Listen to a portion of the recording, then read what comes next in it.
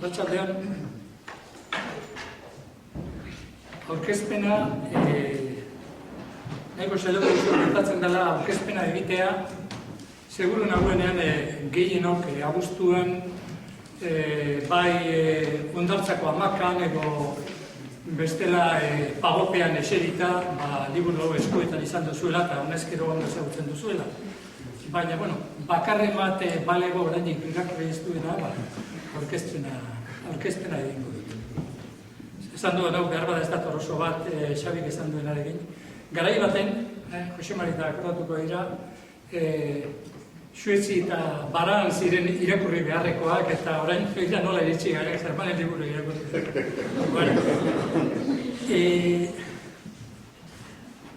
Aipatu du, liburuaren aurkezpenean esaten dut, nolako enbajada izan zen, Lore eta Idazkari nagusiak jarri zidana, esaten du baita ere, saiatu nintzela puska baten nire patuari iskin egiten, baina azkenean etxin nuen, hobe nuela kaliza ondarretaraino ustutzea, bakia izan nahi baduen, eta liburuaren lanari heldu nion.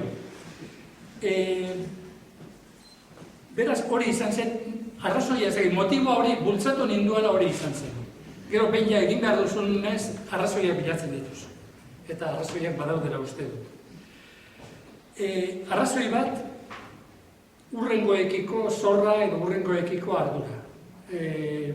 Liburuak bi eskaintza ditu, bata militanteei da, militanteekiko ardura. Organizazioak bere historia dute, eta nik uste dut guri badagokigula, egon ginen hori badagokigula, urrengoi azaltzea nolakoa izan den guk ezagutu dugun historia. Hau da, nondik gatozen, zaudeten lekuan zaudetela nondik etorri zareten, ze prozesu egon diran, ze erabaki hartu diran, ze arazo, ze hutsegite, ze historia hori guztia ezagutzea nik uste dut, importantea dela, azkenean organizazio baten korpusa osatzen bai dute nolabait osagai guzti hauek. Ez du atzera begira bizi behar, baina atzera begira nik uste dut ere behar. Eta Aitona Tipulinen ohiturari jarraituz adin hortan sartua gaudenez, pasadizo bat kontatuko dizuet. Behin batian Loiolan, ez zegoen erromediari, beste gauza bat, oso bestelakoa, zegoen batzorde exekutiboaren bilera bat zegoen Loiolan. Loiolako hotel baten, noizean behin egiten genituen bi eguneetako bilera hau eta gauzak ondo hausnartzeko eta sakon hartzeko, eta holako bilera bat.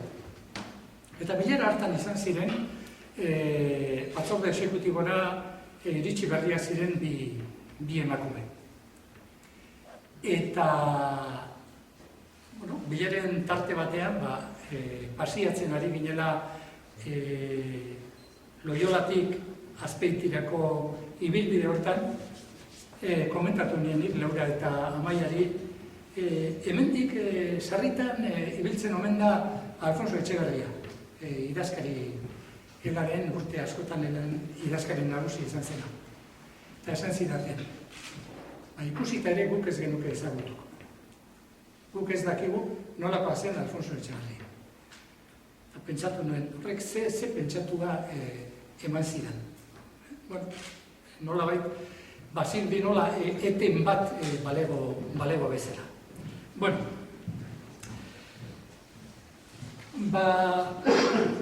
Puxo lan hori betetzera dator liburu hau. Organizazioak unean uneko bete beharrak izaten dituzte, baita gerora begirako estrategiaren landu behar dute, baina nik uste dut ezagutu behar dela urteetan zehar organizazio hori definitzen joan diren osagarriak. Eta hori geuri dagokigu. Niri tokatu zait, tribu barruan genituen lan banaketan, horrelako lanan neuri tokatzen zitzaizkidelako ez beste zergatik. Baina azkenean, nik uste dut errelato hau neurri handi batean neuk idatzita, baina errelato kolektiboa dela, belaunaldi baten errelatoa dela. Eta uste dut ardura hori geuri zegokigula. Beraz, militanteen zuen ganako ardura edo zorra, organizazioarekiko ardura, eta gero nik uste beste osagarri bat, edo beste arrazoi bat ere badagoela liburu honen atzean. Landeiako elkarrizketan lorraburuan aipatzen da belaunaldi baten kontu ematea edo dela. Bueno, eskaintzak bat militantei, beste eskaintza bat ere badago, liburuaren hasieran, da belaunaldi baten enblema izan ditezken 3 militanteri, Eduri, Mendozari eta Juan Olaskoagari, Edu Markinez, Juan Olaskoaga eta Juan Miguel Mendozari. Bueno, bai, belaunaldi baten kontu ematea da, belaunaldi baten testigantza, geure buruaren zuritze ahaleginari izango da, seguru asko, nik badakit, komentatu zeaten, liburua bidali nion Ezker Abertzaleko kide batek komentatu omen zuen bere burua justifikatzeko. Idatzitako, hortik ere zerbait izango du. Auto-omenetik zerbait izango du, azkenean, bagoaz eta zerbait utzi nahi dugu, eta hor badago beste aipu bat, Atxagaren marka liburutik jasotakoa, liburuaren hasieran dagoena, hantxe geratzen zen gure ondorengoentzat mezua, hemen egon ginen, egun batean bizirik egon ginen hemen. Bueno, oso, hau da, orain 7.000 urteko inskripzio batzui buruz idatzitakoa da, baina, bueno, nolabait, nik uste dut, unen atzean, badagoela, geure aldetik badagoela, geure testigantza usteko borondate hori. Narrazio kolektiboa da. Esan bezala, neuri tokatu zait, horrelako gauzak neuri tokatzen zitzezkian bezala, eta gure belaunaldia hori osatzen genuen taldean, seguru asko, aurreko idazkaren nagusiek ikusi zuen nik egin behar duela hori, azkenean neuri tokatu zitzaidan. Kolektiboa eta aldi berean partziala da. Neuk idatzia denez, gai batzuk, neuk gertuago izan ditudan gai batzuk presentzia handiagoa dute, eta beste gai batzuk, importantzia handiko gai batzuk, presentzia txikia dute liburuan edo ez dira agertzen. Horrek esan nahi du beste batzuk ere idatzi ezakitela zerbait osagarria. Partziala da baita ere lurralde ikuspegitik.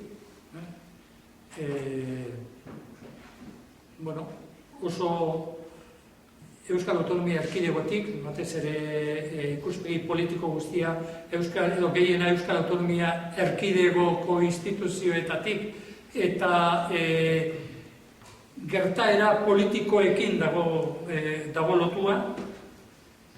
Nafarroa oso ia ez da agertzen, eskerrak Ibanek utxune hori neurri handi batean bete duela, da aspektu batzuk bentsat Ibanen liburuan jasota daudela. Baina, alde hortatik ere partziala da. Eta, gero, partziala da beste sentidu batean. Hau da, azkenean, Prodomo idatzitako lan bada, edo, norberak, azkenean, esaten dut, hori Urko Apaolazak ardian egin zuen iruzkinean, nahiko iruzkin positiboa, esaten zuen, agian apur bat ikuspegi korporatibistarekin dago idatzia. Egileak berak ez du eskutatzen. Etxearen edertasunaren arroa eta akatsekin onberak dela nire begirada. Hemen, estupendo esan bajarren entzen, baina, bai, geure kontakizuna da. Horrek badu zer ikusia ere horrekin. Jose Mari ere hori, eta bueno, ere hori esplikazio hau asko eduki izak eta bakitzak berea topatuko dio, baina nik uste dut, esan nahi duela, guk esaten duguna ez dela egi bakarra, baina gurea egia dela. Edo nik kontatzen dudana, eta horrek badu zer ikusia gero liburuak duen oinoar mordo horrekin eta saiatu naiz esaten ditudan gauzak egiaztatzen memoria oso traidorea da, oso arriskutsua da, eta orduan, bueno, hala ere, hankasartzeak badalde, gaur ez dago Jose Mari Larrañaga bakarre bat eta kotolo xamarra seinalatu ezidan, baina, bueno, geure historia da. Nik egitateak edo nik uste dut zuzen kontatuta daudela, akatsen bat egongo da, interpretazioa bakoitzak bereak edukiko ditu, eta ados ez dagoenakin eztabaidatzeko presna hau. Uste dut olako eztabaidarek ez dela egongo, azken finean liburu hau uste dut ez zaiola inori interesatzen. Liburu honek nolabait interpelatzen dituenak nahiago dute interpelazio hori ez jasotzea, eta liburu honek alde horretatik planteatu nahiko lukeen eztabaidan edo debatean edo dialektikan ez sartzea.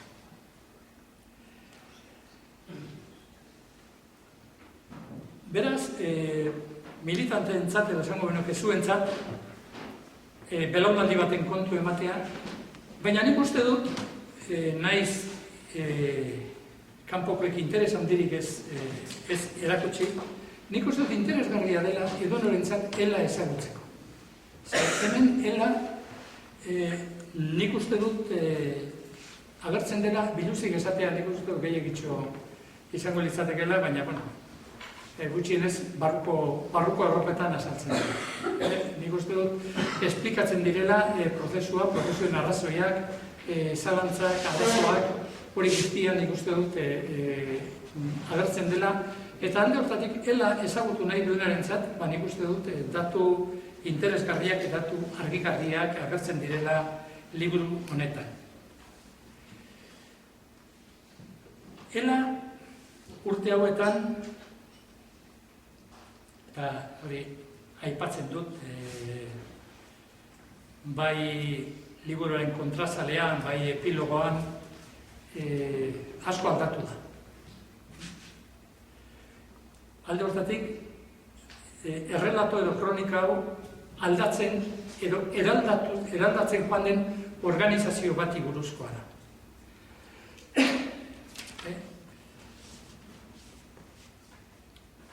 Gure trajektoria ez da lerro zuzena izan. Hor dago, 1989an Gernikako estatutuaren alde, 1988an Elorri eta Auzi-Medikuak estatutu hilik zegoela deklaratu zuen. 80ko hamarkadan gure helburua obsesioa esango nuke marko instituzionala sendotzea zen, eta puska bat geroago instituzio horietatik kanpora joaten gara eta kontrapodere institutu o sindikatu bihurtzen gara. Inor baino lan gehiago egin genuen lan harremanen kontseilua martxan jartzeko. Inor baino lan gehiago egin genuen hobetuz martxan jartzeko, bi erakunde aipatzea eta gero bi horietatik kanpoan gaude, kanpoan egon nahi izan dugulako, erabaki dugulako. Indarreko markoa, bai marko politikoa, Gernikako estatutuarena, bai marko laborala, saiatu gara erabiltzen, saiatu gara baliatzen azken muturreraino. Izugarrizko lana egin dugu hortarako, eta hainbat adibide ikusten dira, esate baterako, estatutuaren lanbide estatutuaren 84. artikulua aldatzeko egindako ahalegina, heziketa jarraituaren akordioa egiteko ahalegina eta bar, eta azkenean gure konklusioa izan da marko hortan ez garela kabitzen eta marko horrek ez digula babesik ematen. Aliantza sindikaletan, joan gara aliantza tradizional eta errespetuzko aliantzetatik, azkenean joan gara aliantza berrietara eta hain gomendagarriak ematen ez duten lagunekin ibiltzera joan gara. Negoziazio kolektiboan urteetan helaren obsesioa esparruak defendatzea zen, esparruak zaintzea, esparruak gordetzea. Azkenengo urteetan, da urte desente dira ja, daramagun negoziazio kolektibo estrategiak, hain zuzen ere, esparru horiek, sarritan esparru horiek hankaskora jartzera garamatza. Beraz, eta, jarrera gai politikoen aurrean, elak urteetan oso jarrera uzkurra izan du, elak ez du urte askotan aberri egunez elak ez zuen ezer esaten, adibide bat aipatzea den, eta gero elak, konpromisoa eta hainbat kasutan aitzindaritza ere hartu gai politikoen inguruan. Beraz, aldaketa handiak eman dira sindikatuan, zergatik eman dira aldaketa hauek. Badago esplikazio bat, behin eta berriro, Jon Bilbao Konfederazioko arduradunak azaltzen duena. Lehenengo aldiz, 2004 urtean uste dut, artikulu pare bat idatzi zituen, eta beretzat elak izugarrizko axolagabekeriaz jokatzen zuen arrazoi klientelar utxagatik. 2004an idazten zuen. Se trata de buscar la hegemonía del mercado sindical, del mercado. Independientemente de las consecuencias para los intereses de los trabajadores o para el tejido institucional del país. En realidad de lo que se trata es de buscar nuevas fórmulas para aumentar la cuota de implantación del propio sindicato. Durante 2 décadas, esas fórmulas han sido la vertebración y el acuerdo. Desde hace 4 años se considera que puede avanzarse más rápidamente por la vía de la confrontación. Beraz, arrazoi klientelar hutsak esplikatuko lukete elaren jarrera aldaketa. Eta, oraindik aurten, Konfederazion aldizkarian idatzi du, este estado de cosas, elari buruz ari da, empieza ya a acumular lustros, pero tiene un punto de inicio muy claro. Cuando alrededor del cambio de siglo, ELA decide abandonar su tradición de diálogo serio y de pacto, y apuesta por una estrategia de confrontación y por el ámbito de empresa en el que se sabe más fuerte. Se trata de buscar la hegemonía del, berriro, mercado sindical. Hau da, esplikazioa dirudienez funtzionala izango da, uste du, urteak pasatu arren mantendu egiten duela. Ez dut uste buru asko nekatu duenik hau topatzeko. Guztiz kontrakoa da liburu honen tesia, kako txartean, tesia, hauza solemnea ematen du. Nere ustez, elaren proiektuaren ezaugarriak, proiektuaren helburuak gauzatzeko tensioak eragin dute elaren eraldaketa. Lan mundua eta inguru ekonomiko, sozial, politikoa aldatu edo inguru honek izan dituen aldaketak behartuta. Beraz, ez da interes... Gauza bat, elak egin dituen aldaketak edo hartu dituen aldaketarako erabakiak ez ditu hartu premiak behartuta. Hartu ditu egoera honetan. Jesuiten, San Ignacio esaten omen zuen que en tiempos de desolación no hacer mudanza, elak ez ditu mudantzak egin en tiempos de desolación. Egin ditu gauzak sindikatuan oso ondo zijoa zenean. Afiliazioa ondo zijoa da. Representatividadea ondo zijoa da. Beraz, ez zen merkatu arrazoi aldatu behar dugu merkez. Aldaketa horiek proiektuak behartuta eta aldaketak erosotik malkarrera, bigunetik latzera eta gogorrera proiektua behartuta egin dut. Tailerenek esate zuen, Baionetekin edozein egin dezakezu. Haien gainean esertzea ez bada. Bien. Gu, eserleku erosoen aukera bagenuen. Errespetagarritasuna, bai instituzionala, bai mediatikoa, diru iturri oparoak eskura genituen, kakotxarteko influentzia, norbait ginen gure inguruan,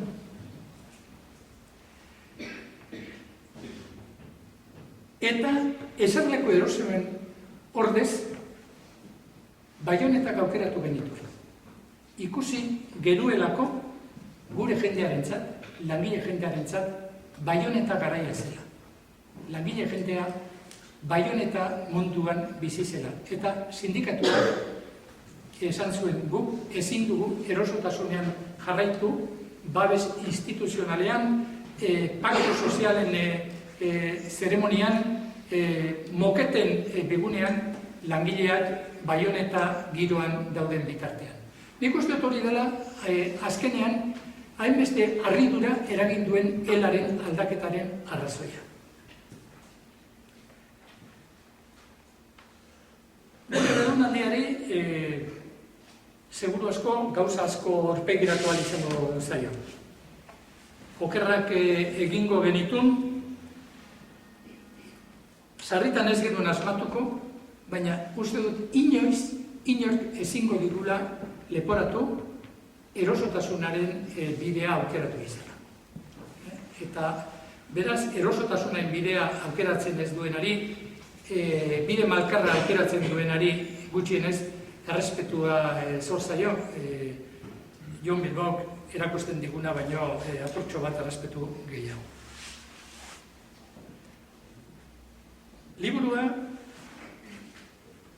Liburukotea esan didate,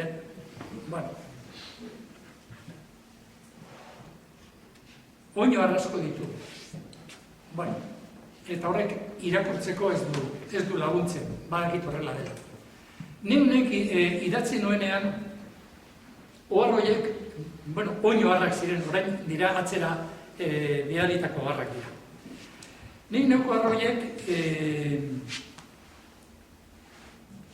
horri azpian jartzen dituen, eta beraz errazagoa zen irakurketa hori, eta sarritan gertatzen zen, testu nagusia baino oharrak leku gehiago betetzen zutela, eta hori, akurtxo bat, zigarra samarra gertatzen zen, baina, oharroiek esplikazio bat, oharroien esplikazio bat da, lehen aipatu dudan, esaten dudanaren nolabait euskarri edo frogak jasotzea.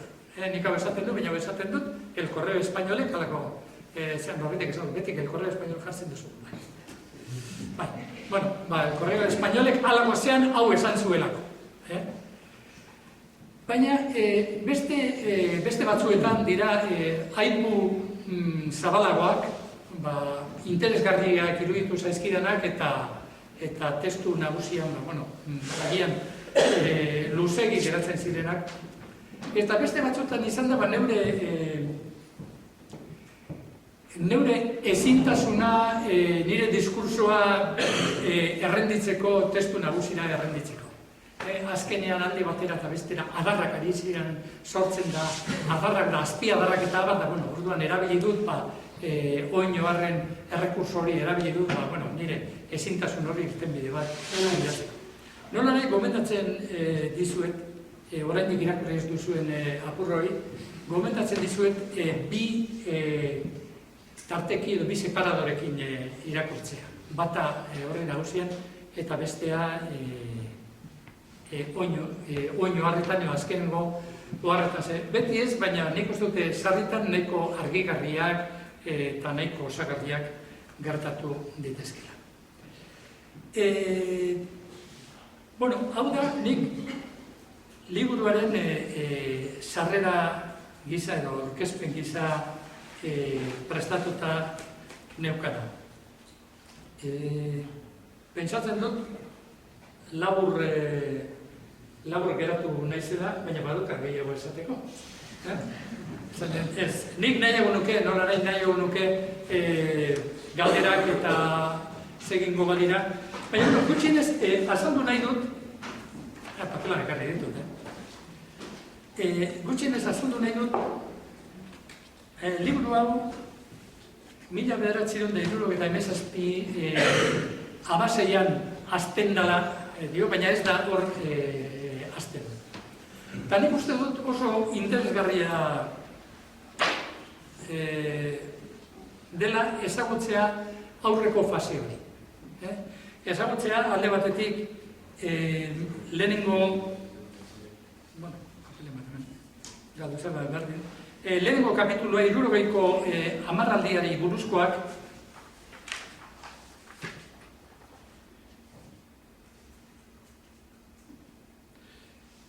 Nik uste dut, ela ulertzeko ezinbesteko erreferente batzuk ematen dizkigula. Euskal Herrian edozein bai kulturan, bai euskaran bertan, bai artean, bai literaturan, bai arlo ideologikoan, sozialean, politikoan gertatu dena ulertzeko 60ko hamarkadara berriko joan beharra dago, eta elan ulertu dena ezagutzeko ere bai. 60 hor ematen da, berritasun bat ematen da, kapituloa nahiko laburra da, ez da kapituloa beste batzuk daude astunagoak, da nik irakurtzeko gomendatzen dizuet. Baina hor, agertzen alde batetik nola ematen den, nola agertzen den jente berri bat, militante berri batzuk, nola militante horiek beren iturri ideologiko eta kulturalak diferenteak dituzten, iturri berriak dituzten, nola hor ematen den, garatzen den elaren barruan garatzen da mugimendu bat,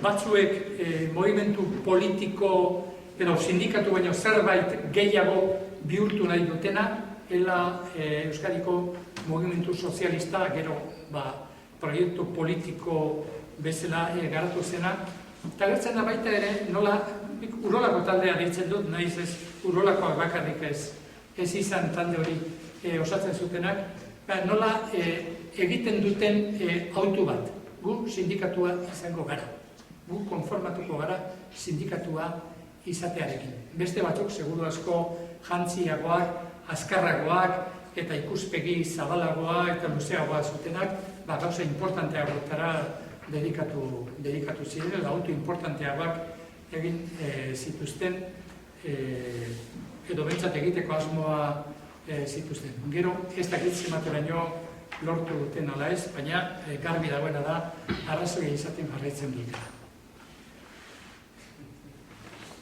Sindikatua izatea erabaki ostean, lehentasuna batasun instituzionala da helarentzat. Pentsazazu ez ze egoera dagoen hela zeharo zatituta zegoen. Hainbestaraino zegoen zatituta, non zegoen hela ofiziala, gero hela berri zen, eta gertzeman ez ezan, baina zen hela MS edo gero helabioak deitu zirenak, osatu zutenak, eta gero hela berritik Urolako taldea barandu zenean, ura hela berri izan zen. Eta gero beste zatiketarik etzan izan, zorionez, bestela hela berri izan beharko zuen da horrela az infinitu. Bueno, batasun instituzionala, batasuna berreskuratzea importantea zen, eta hori talde sindikalista honek, Alfonso Etxeberria buru zuela, lehen helburu bezala hori planteatu zuen. Batasun instituzionala norekin? Ela ofizialarekin. Ela ofizialak bere bulegoa, bere egoitza iparraldean zeukan, Biarritzen zeukan, eta eman zen, batasun hori eman zen, batzuen eta besteen premiak bat etorri zirelako. Batzuk zeukaten edo geneukan militante multzo bat inolako errekonozimentu ofizialik gabe, eta beste batzuk zeukaten errekonozimentu ofiziala militanterik gabe. Eta zetozen garaietarako nik uste dut guk behar genuen, nahi genuen batasun eta konsolidazio instituzional hori, eta eurek behar zuten azkenian jentea militantzia eta kuadroa behar zituzten. Eta horrela eman zen prozesu hori, liburuan aipatzen da prozesu horrek goraberak ditu, batez ere PNV inguruko batzukin, ez PNV-ko guztiekin, baina baditu zerak. Hirugarren kongresu dator gero, hirugarren kongresu hortan hartzen dira elaren erabaki funtsezkoenak, hirugarren kongresua oraindik garai bateko nik uste Bibliak aipatzen duela beste patriarka hura bere bauletik ateratzen zituela, bere arkatik gauza berriak eta zaharrak, nik uste dut gure hirugarren kongresua oraindik gure arka, nolabait gure arka dela. Hirugarren kongresuan definitzen dira elaren oso gai importanteak, batasun instituzionalaz gain, organizazioa definitzen da proiektu eraldatzaile bat bezala. Ela ez dago ados sistemarekin, ez dago ados gizartearekin, beste eredu bat nahi duelak hirugarren kongresuan definitzen duenez. Ela proiektu autonomo bezala definitzen da, eta hor dago kuotaren eztabaida zeharo gaur igual arraroa gertatu ditekena, baina orduan funtsezko eztabaida izan zena, oinarrizko eztabaida izan zena, kuota importante bat jarri, gara kuota simboliko bat jarri, kuota jartzea eta beste erabaki batera hartu genuen kobratzearena. Eta hor, oino ara batean kontatzen da gaur ez dago prentxik, baina prentxik kontatzen du pasadizo bat, nire ustez izugarri interesgarria eta argigarria dena. Garai honetan afiliazioa egiten hasi zenean, Jose Mari Larrañaga Elgoibarren txikito bat hartzen zegoen tabernan herriko komisionezko arduradunarekin. Eta urbildu zitzaien langile bat, eta esan zion komisionezkoai, nik komisionezkoa izan nahi dut. Bale, atera zuen nola karnen, koloretako karnen mordoska bat atera zuen potxikotik, hartu zuen bat, atera zuen boligrafoa eta esan zion, nola duzu izena? Alako eta alako, papa idatzi zuen, eman zer bat. Dagoenekoz komisionezkoa zara, agur da joan zen. Printxik iratu zen, eta hau honek nola daki bai karnetori badauka, baina sindikatuak nola kontrolatzen du, kuotarik ordaintzen aldu. Guk erabaki genuen kuota importantea jartzea eta kobratzea. Independentzia politikoa erabaki genuen, eta independentzia politiko hori berehala ikusiko zen Moncloako itunak gertatu zirenean, ze ela etzen sindikatu estremista eta gutxi horik ere, baina elari esan ziotena zuk hemen Moncloako itunetan sartu behar da daukazu, hori ez da, guk ez dugu itun hori onartzen, eta guri gehienek uste zutenela PNV-ren sindikatua zela, eta urte askotan segitu zuten hori pentsatzen. Nik uste dut Moncloako itunetan gertatutakoak hori zeharo argitzeko balio behar izan ziela. Eta beste elementu bat zeharo importantea definitu zena, izaera konfederala. Esaten da, Biblia azten da, nola da, hasieran hitza edo berboa izan zen. Guk esako genuke hasieran konfederazioa izan zen. Elan, hirugarren kongresuan, hasieran konfederazioa da.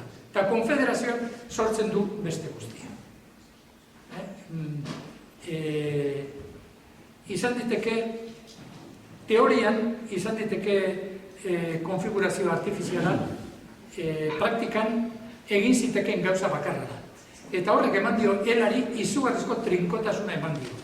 Eman dio, proiektu bakar bat denaren konsientzia eta sentidua. Eta ahalbidetu izan ditu gero elak egin dituen, eman dituen pausoak, bai organizatiboak, bai estrategikoak, era guztietako pausoak, konsientzia horrek, bakarraren parte izaten, eta hori dena hirugarren kongresutik datu. Hirugarren kongresu ostean, zuen nahi duzunean moztu eta hirugarren kongresu ostean, inkognita, zaila da garai hura, ilkuk hirugarren kongresu egin genuenean, ez genekien ze legalidade, ez genien lehenengo sindikatuen legalidadeik egongo zetik, bai ez pentsatzen genuen. Ez genekin ze legalidade mota izango zen, sindikatu bakarra izango zen, pluralidade sindikala izango zen, Portugalgo kasua zegoen, hortxe bertan, sindikatu bakarra, gero bere zeak eduki dituena. Ez genekin geure indarrak nolakoak izango zen, izugarrizko mapa sindikal zatitua anitza zegoen, beraz oso egoera hortan importantea zen aztea, eta berriro liburuan hasi eta ugaldu manamentu biblikoan, hasi eta antolatu bihurtzen du. Hasi, baina antolatu. Antolatzea zeharo beharrezkoa zen. Afiliazioak enkuadratu, kota kuadratu, zerbitzuak, leku guztietan zerbitzuak jarri, beraz, izugarrizko lana eta azkar egin behar zen lana. Denbora gure kontra zijoa dago. Laugarren kongresuan, ela estatutuaren alde azaltzen da.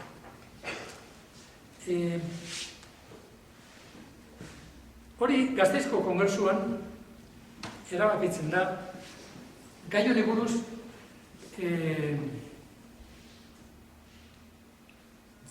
ni konbentzituta negoen, Gasteizko kongresuan estatutuaz ez zela hitz egiten. Ez genuela asmorik estatutuaz hitz egiteko. Gu beste gai batzuetan gebiltzan, gu gebiltzan enpresako representazio ze sistema ezarriko zen, ze langileen estatutu, ze kondizioa zeingo ziren, eta autonomia estatutuaz o Gernikako estatutuaz ni konbentzituta negoen guk ez genuela hitz egiteko inolako asmorik, eta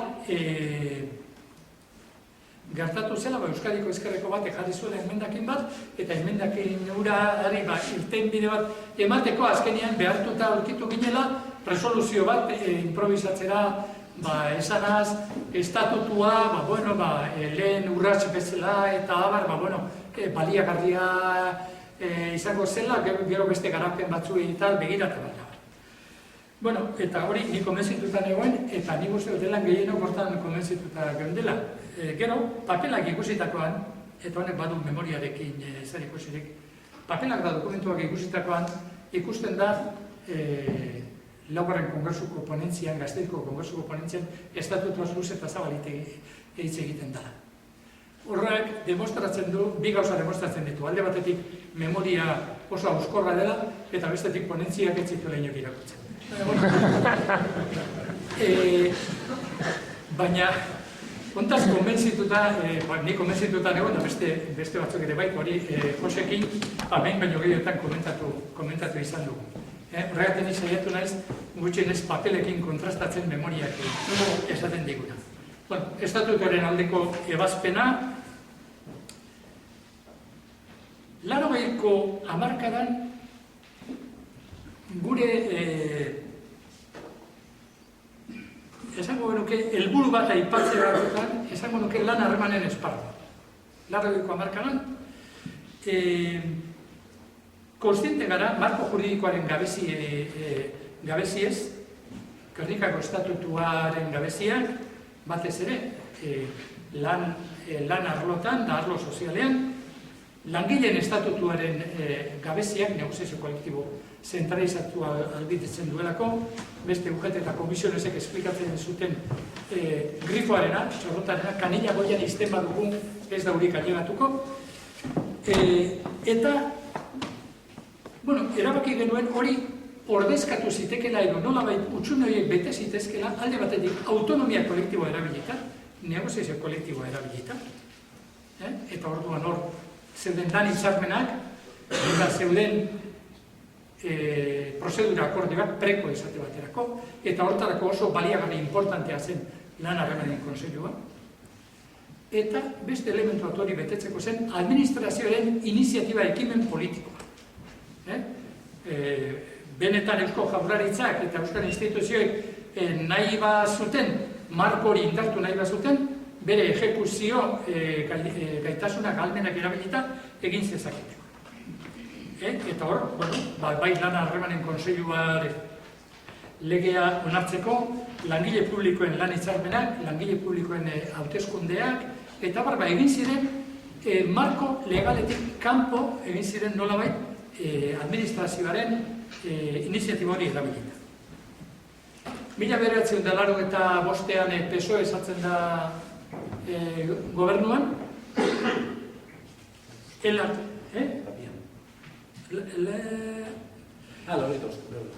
nik uste, 84an baten dela krisia eta 85ean eratzen dela gobernu, baina ez da.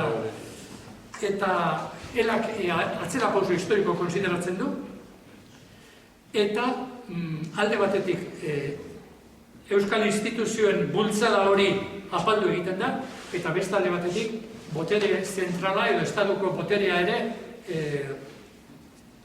rekuperatzen da, eta hasten da indarrez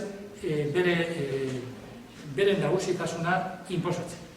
Zorionez ordurako, lan harremanen esparrua ez dut esango sendotuta, baina urratxo importantea batzuk emanda zeuden, lan hitzarmenen esparruak nahiko ondo gorde ziren, batzuk galdu ziren, baina gehien bat lan harremanen esparruak o lan hitzarmenen esparruak gorde ziren, eta lan harremanen kontseilua eta preko martxan zeuden ordurako. 80ko hamarkadan beste gauza bat gertatzen da. Alfonso Etxeberriaren kargugabetza. Hori liburuan kontatzen da, nik uste dut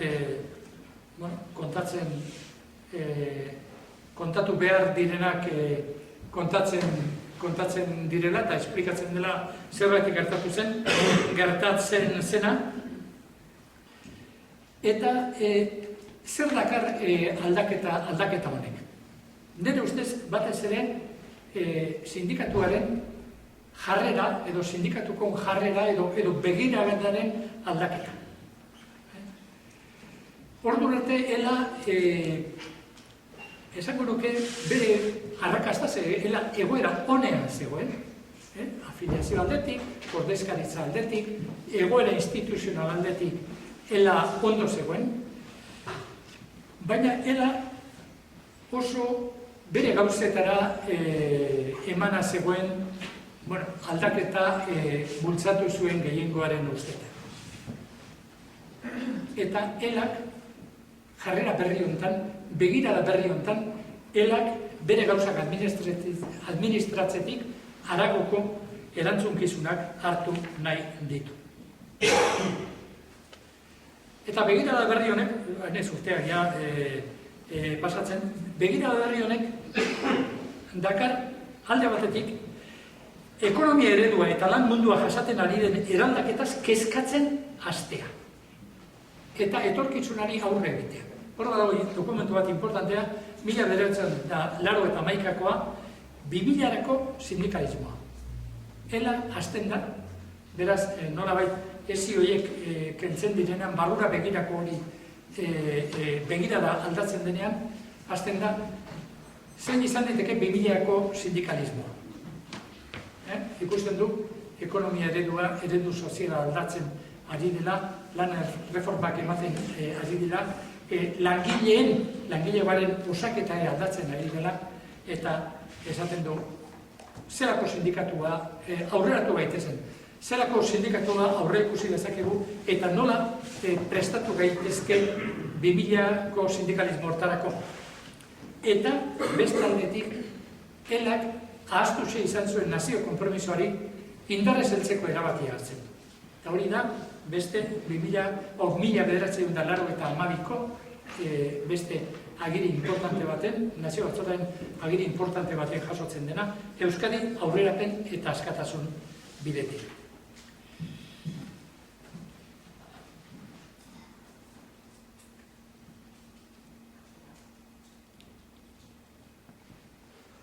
Zartoka, azken dokumentu honetan, laben lehenengo aipamen bat egiten da aipatu gabe. Dokumentoren azkenean esaten da, bueno, eta agian badago beste organizazio bat, beste sindikatu bat, bueno, agian ikusi beharko genuke zer aukera egon daitekeen, jakin da hori oso zaila izango da oso komplikatua eta arazo asko, baina, bueno, gutxienez, begiro, ordu arte, lab eta ela, nik uste dut, joan ginela beste Pergandoren zera, ezin ikusia zuten hiriak bezala. Zutela, kasu honetan, ezin ikusia itxutasuna zen, baina, bueno. Labekin lehenengo aldiz, 1983 urtean hasten gara harremanak izaten. Eta hasten gara industrializazioaren aldeko kanpainaren barruan. ELA, komisiones eta lau. Kanpaina hortan, gu kanpaina garatzen dugu, kanpaina ia momentu baten Arrantza lehendakariak esaten dut, nik hemen hartuko dute lehendakaria nahi zenez, aitzindaritza hartuko dut, da proposatzen du, plan bat edo pakto bat proposatzen du, pakto hori, oso gaizki ateratzen zaio, kontatzen dugu historiak, ondiok PNUen batzuk pentsatzen zuten, nik ez dakit, ze azterketaren ondorioz, gu ez ginela gauza izango lehendakariari ezetz esateko, duko arabar batek esan zuen, no tenéis huevos de decir no al lehendakari, eta gau, elan, eta orduan batez ere, potroa gaipatzea, bueno, paktu honek EAJaren haserrea pizten du, eta elari erakusten dio, ela joan zen, akordio bat, posible izanezko akordio parzialen bidez, ela etzen hausteko asmoarekin joan, baina elari erakusten dio, elkarrizketa sozialari buruz, berak eta gobernuak, eta PNV, eta agintean daudenek duten ikuspegia zeharo diferentea dela. Eta beraz, oso zaila izango dela elkarrizketa sozialean aurrera egitea. Beste, bi kapitulu, 11. eta 17. barkatu, nik uste dut, erakusten dutela marko eta berme juridikoaren aurkia eta diferentzua. La cara y la cruz, aldea eta kontra. 1984an lortzen da, eta hemen dago Jose Miranek hori, berak ino baino hobeto ezagutzen du, eta ino baino gehiago eta hobea egin zuen gainen hori lortzeko. 84. artikuluaren aldaketa historikoa. Hemen aipatu dut txorrotarena, nolabait, 84. artikuluak piramideari buelta ematen dio, eta orduan giltza, azkenean giltza ematen digu negoziazio kolektiboaren, da akordioen giltzak hori ematen digu, nabardurak. Beraz, giltza ja ez dago Madrilen. Eta guk, giltza hori hartuta, lortu genuen prestakuntza jarraiturako, heziketa iraunkorrerako akordio euskal akordioa dinez, Euskal Autonomia Erkidegoko akordioa lortu genuen, zailtasun handiren ondoren. Funtsen, ez da nik gauza hauek zemateren diren ezagunak, baina, gertatu zen, hau da, Estaduko sindikatu eta patronala zeukaten eskema zentralizatu. Eskema zentralizatu horren barruan egin zuten heziketa iraunkorrerako, prestakuntza iraunkorrerako akordioa, gero forzen izan zena. Eta akordio horren bidez, erabakitzen zuten formazio iraunkorrerako erabaki guztiak, diru banaketa eta eurak erabakitzen zuten. Eta gainera horrekin, euren akordio zentralizatuak nolabait laguntzen edo sendotzen zituzten. Hori da, guk lortzen dugu akordio bat Euskal Autonomia Erkidegoan, 82. artikuluaren aldaketaren ondoren akordio horrek lehentasuna du, eta beraz, irabazi dugu. Lege aldaketa emanta, lege aldaketa baliatu dugu, eta irabazi dugu. Negoziazio kolektibaren bidez, irabazi dugu. Beraz, redondo. Zer gertatzen da? Madrili eskatzen zaionean, finanziazio eskatzen zaionean, esaten dute ezetz. Euskal Fundazioari semedikorik ere etzaiola emango, eta dirua manejatzen forzenez egituko duela. Eta hori erabakitzen da, informe juridiko bat, bilera hortan informe juridiko bat irakurri ondoren, non esaten den arrazoiak gu genuela. Eta gero, esplikatzen digu, ministerioko bigarrenak, Marcos Peña jaunak, esaten digu, vosotros tenéis la razón, pero yo me tengo que arreglar con estos. Bueno.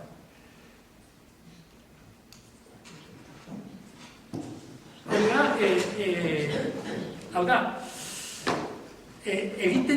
eginalak egiten dituzu marko aldatzeko, marko aldatu hori erabilita akordioa lortzeko izugarriko zailtasunekin, Confebas, Komisio, UGT, egoera, eta da liburuen, barekizu liburuen dago esplikatuta eta hori dena lortu ondoren esaten digote, pero nos tenemos que arreglar con estos.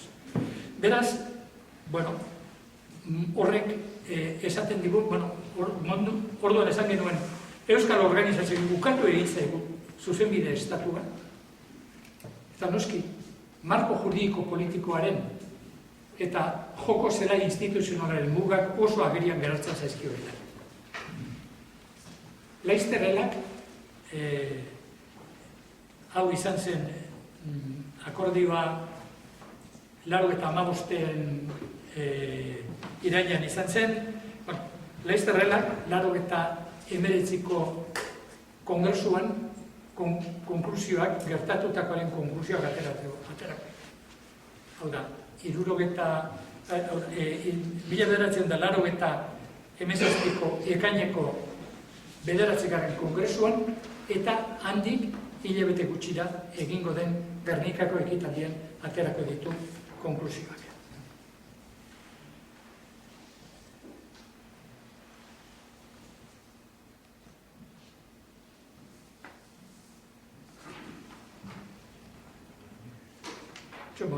Hemen dago dana, gertatzen da, papelak ondo alde bietatik egiten dituzte, egiten ditu laziak egin behar den moduan, honi esker ez da gizien bat argola gutxiago botako ziren, hori betik zeran kontu natu.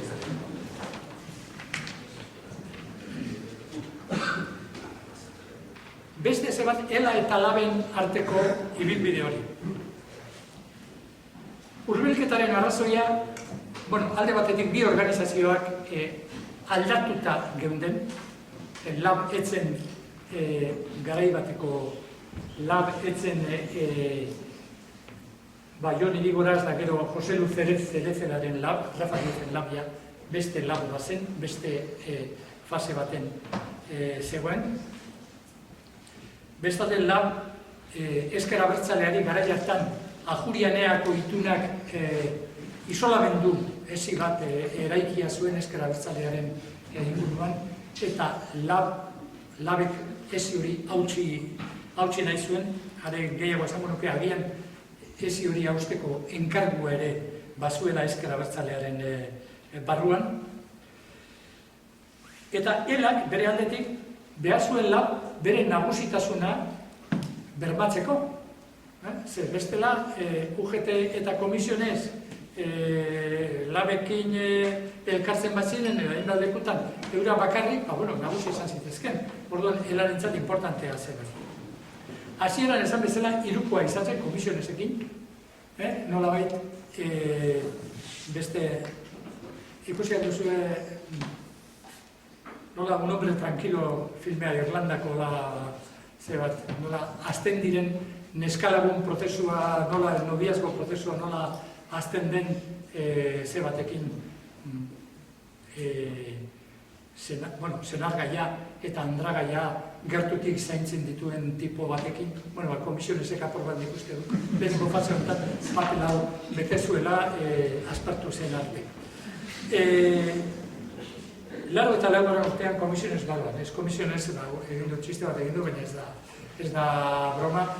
Komisionesentzat benetan oso gogorra egin zitzaion eramatea alde batetik hemengo bertako markoaren da bertako dinamikaren aldeko apustua eta Madridetik, gaina ugeten presioarekin, eskatzen zitzaion Madridekin alineatzea, negoziazio kolektiboan esate baterako hori oso komplikatua zen, komisiones saiatu zen negoziazio artikulatu eta hola gauza invento raro batzukin, baina komisiones kanpoan geratu zen, eta labekin egiten dugu, urtarrilean 27ko greba, 84an, egiten dugu liburuan azalean agertzen den manifestazio hori, Euskal Langileok Geure Buruaren jabe, lan harremanen euskarroaren, da manifestazio bat, lehenengo aldizia manifestazio politikoa, aitzakia, lan aitzakiakin nahi batin bada, baina,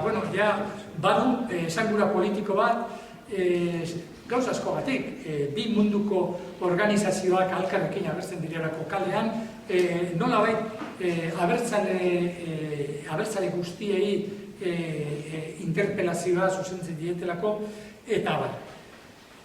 Eta, 1985an aberri eguneko agiria sinatzen dugu hori baia, agiri erabat politikoa. Agiri hori orain irakurrita eta garaiatzeko beste agiri asko akordatzen naiz gameluaz zer esaten den. Batzuk gameluaz esaten duten da beste batzuk jirafaz. Komisio batek diseinatutako zaldi baten direla. Orain hotzean irakurrita agiri horiek batzutan nahiko ikusten honek jarri du, beste jarri du, hau jarri nahi zuen, baina ez du jarri ez da gizerretik, geratzen dira, baina historia hola izaten dira.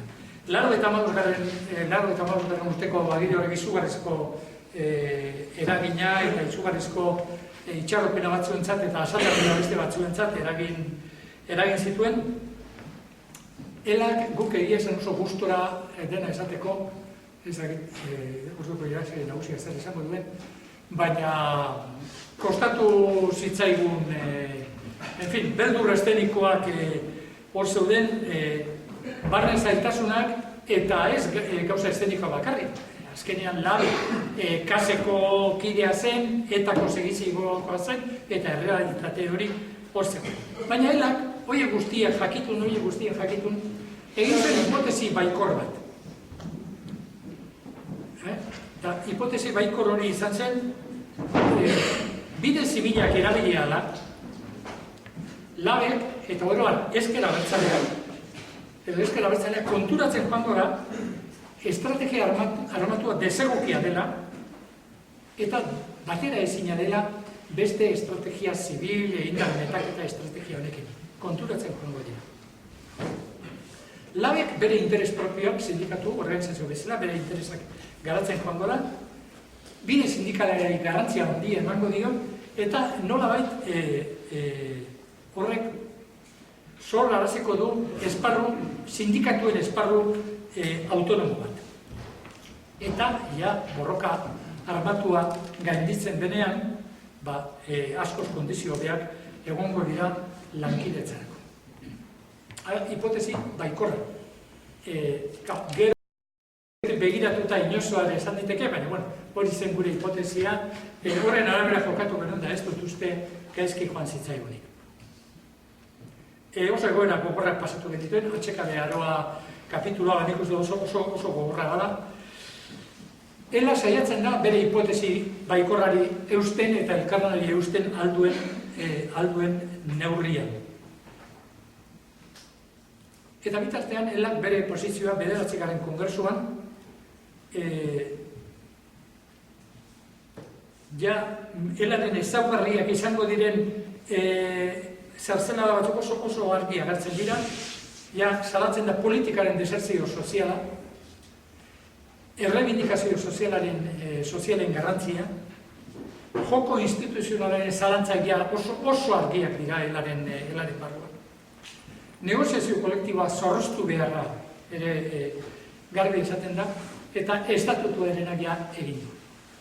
Estatutuenak gu abiatzen gara, gaur esperientziatik da esaten dugu. Eskumen sozialik gabe estatutua kale, guretzat estatutuak ez du. Hori gero Gernikan nolabait berrazten da. Gernika. Miguel Ángel Blancoren hilketaren ondoren Ermuko espiritua dator. Ermuko espiritua izugarrizko tsunamia izan zen. Abertzalen aurkako izugarrizko dotarraldia. Horren aurrean abertzaleak uzkurtuta zeuden eta ikuste zen, reakzionatu beharra. Uda hortan, Ermukoaren ondoren, abuztuan zehar, hainbat bilera izan genituen PNV-ekin da PNV-koek ere etortzen ziren el Correo Españolek el trío de la benzina deitzen zituenak, Egibar Follora eta Gorka Agirre, eta hauek esatzen zuen, zerbait egin behar dugu eta zerbait egin behar dugu, eta bat orduan egon ginen manifestazio zabal bat konbokatzeko aukera ere mahai gainean egon zen, eta esatzen zuten, bai, binga da, hau alderdian batzuei honek izugarrizko zera emango die, baina egingo dugu, eta gero genuen horren besterik ez genuen jarri jakin horren inguruan. Guk geure aldetik, urriaren 18an, aprobetxatuz erregea guen jina inauguratzera zetorrela, Gernikako ekitaldia egin genuen. Gernikako ekitaldia hartan,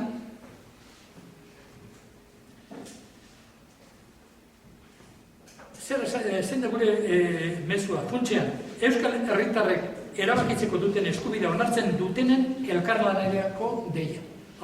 Hori onartzen dutenak elkarlanera deitzen dira, eta esaten da, bide demokratikoa beharrezkoa da, armak soberan daude eta trabarako dira. Hori da Gernikan esaten dena. Gernikak izugarrizko arrakasta du. Seguro asko jendeak behar zuelako horrelako zerbait, behar zuelako norbaitek kukurra apurtxo bat altxatzea, jasarpen egoera izugarri hartan. Diagnostiko, estatutuaren egoerari buruz egiten den diagnostikoa ere jente gehiena konpartitzen zuelako. Eta ela autoridade morala bazuelako, bere garaian estatutuaren alde zintzo eta zalantza handirik gabe jokatu zuelako. Beraz, hori izan zen Gernikakoaren arrakasta, berehala etorri zen 10 minutu esaten dira tremenda. Bukatuko, beraz. Horrek esan edo berehala bukatzen badut ja hobe ala... Ez 10 minutu bai. Gernikakoaren ondoren Ibaietako itxialdia izan zen, Ibaietako itxialdi baraualdia, azkenean elako batzuk joan ginen, eredu penitenzialaren oso aldekoak ez bagina ere, eta nik uste dut ekitaldi importantea izan zela, nolabait indarrak batzeko, konpromisoa erakusteko, eta berehala gertatzen da, nik uste dut importantzia handia daukan abenduaren, 1997ko abenduaren 13-15. HB Mahai Nazionala epaitua izan zen, bere espazio elektorala etaren alternatiba demokratikoaren azalpenen bat egiteko utzi zuelako. Orduan, eman zen sententzia, kartzelara zigorretara kondenatu zituzten HB-ko maikideak, HB-k deitu zuen, greba orokor bat deitu zuen,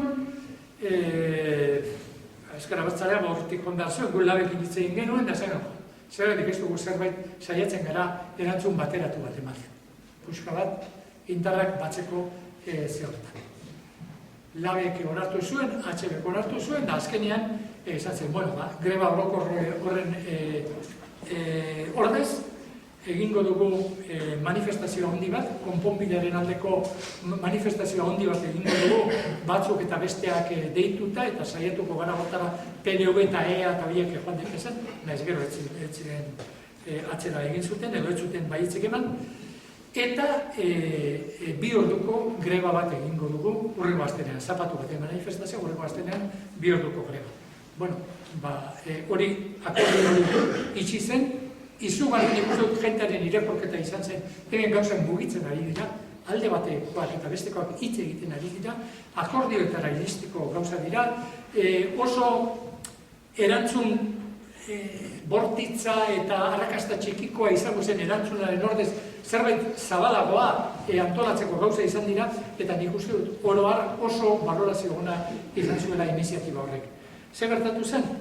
Justu hori 2 egun baino gutxiago falta zirenean, etak Irunen errenderiko zinegotzi bat hil zuela. Eteko zinegotzi bat, Jose Luis Caso hil zuen. Garbi zegoen, egoera hortan ezin zela hori mantendu, eta, nola baina nik uste dut horrek balio izan zuela, eta borroka armatuari Gernikan esandako sobra y estorba hura benetan horrela zela nolabait sendotzeko ideia hori sendotzeko balio duela. Gero horrek beste ondorio batzuk eduki zituen, hori lanak ere ikusi dituzuen seguru askorik. Bitazean gauza mugitzen doaz, Ardantzaren bake plana ematen aurrek urtean, hori Ardantzaren da azkenean Beltxargaren abestia, ikusten duenean Ajuria Enea balaia saiatzen da olako gauza arraro bat egiten, egin izten da, egiren itxieraren kontra beste erantzun mota bat dago, kontua da iristen garela Lizarra Garazira. Azkenean, eta Lizarra Garazi, ez dute, guretzat oso esperientzia, oso euforiko hasi zen, eta oso esperientzia etxigarria izan zela esango duke. Baina seguru asko zaila zen bestela gertatzea. Lizarra Garazik oso oinarri ahulak zituen. PNV-ek eta Ezker Abertzalea bakoitzak bere urgentziak zituzten, eta urgentzia horiek jarri zituzten lehentasun gisa. Beraz, esaten dut, presakoa, urgentzia horiek, oinarrizkoa, hau da, oinarrizko akordio lantziaren ordez presakoari eman zitzaio lehentasuna. Ez zegoen garbi etaren erabakia nolakoa zen, momentu baten ematen zuen etaren armak usteko erabakia behin betirako zela, baina gero ikusi zen etzela horrela, eta prozesu hortan garbi zegoen nortzuk ziren zezenak eta nortzuk ginen joaldunakan laguntzen, gure tolon laguntzen gindoa zenak beste ezerik gabe. Lizarra Garaziren ondoren, Ela eta Labena gaizki bukatzen da. Gaizki bukatzen da, seguru asko ezin zelako ondo bukatu gauza hauek, zezena pasata gero esaten dira, ezta? Bilera aurteko genuen Mailabian, oso kurioso da, Mailabiari buruz guk egiten dugun irakurketa eta Laben esate baterako nola da liburua Laben Ator Gorrira edo liburua guztiok egiten duen kontatzen duena, egian irean kontatzen dena diotzuet, eta hori nahi duenarekin nahi duenera ez da behiratzeko gertu nago, beste gauza batzun artean nian egon nintzelako eta guztio ez. Baina, Mailabian ze gertatzen da, azkenean bi ereduren zen nahi genuen guk, Ela eta Laben lankidetzatik, Josek askotan esaten zuena, bi organizazio estrategia bat. Guk Eta labek zen nahi zuen. Laben kasuan, estrategia ezker abertzalearen labean egosten zen. Estrategia sindikatua ezker abertzalearen estrategiaren partaide da, eta estrategia hori eramaten du arlo sindikalera ere. Beraz, gu nahi genuen estrategia erabakitzeko esparru autonomo bat, eta hori labek, beste ikuspegi bat zukan, eta hori batera ezina zen. Eta hori, nik gomendatzen dizuet, irakurtzea niko luzea da, eta zera baina, eungarren zutabea. Eungarren zutabea da, nik uste dut, 2004koa agian edo izango da, izugarria da, eta nolabait ikusten da, nola esaten duen erakundeak, 5 minutu bai, erakundeak esaten duen, zuzendaritza politikoaren batasuna berreskuratu behar dela, eta beleidabeak eta arinkeriak alde batera utzi behar dira. Nik uste, azkenean, guk maila bine egin genituen proposamenei, nik uste, ez askorik ere etzikutela eman, hartu zuten sustuarekin, baina, gero, hori esplikatu zen, elaren opa hostil bezala esplikatu zen, zeharo gezurra zenak. Nik uste, esplikazioa benetako esplikazio zuzena guri Rafak eman segun, no conocéis la izquierda abertzale. Bien, aseguro asko hori egiaz. Guk, bagenduen esperantzan labek azkenean geure antzera funtzionatuko ote zuen, eta labek bere antzera funtzionatzen segitzen zuen. Gero, beste arazo batzuk izan ditugu, negoziazio kolektiboan, esparruen arazoa, gehiengoaren arauaren arazoa, gehiengoaren araua, ikusi dut presa laburpenanean gehiengoaren araua reivindikatzen duela labek, betik ez du hain zera, nik uste dut txurdok eta, en fin, zate zutela gehiengoaren araua, pero a beneficio inventario. Onda, bien,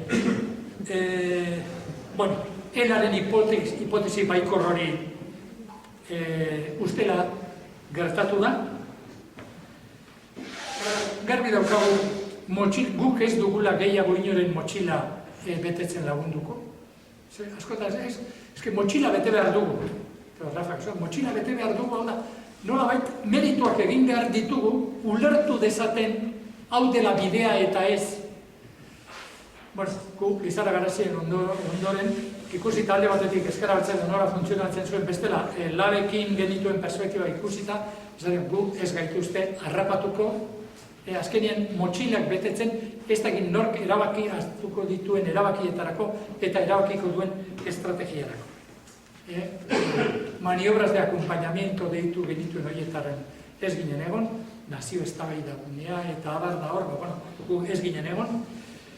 Loiolako prozesua albotik ikusi genuen, saiatzen ziren gu horre beren erpina, poloak da ipatzen ziren, eta hori esango nuke gure inkursio politikoak, nolabait, labekin azkenean bukatu genuen, zu horretan hemen esaten dunik, eta pentsatzen dugu alkar bilatu beharko ginatekela, baina ez da orain gauzak nola duen, baina gauza batzuk aldatu beharko dira hori posible izateko. Ibarretxena aipatzen dut, ez dut Ibarretxena seguru asko letxe txargoakin idatzi beharkoen kapitulu hori, baina gertatzen zait, ardantzarekin erraxako ateratzen da ze hori, laudiokoak ez dakit zer daukan, baina, nik uste nahiko gogorra gala, nola nahiko gogorra gala,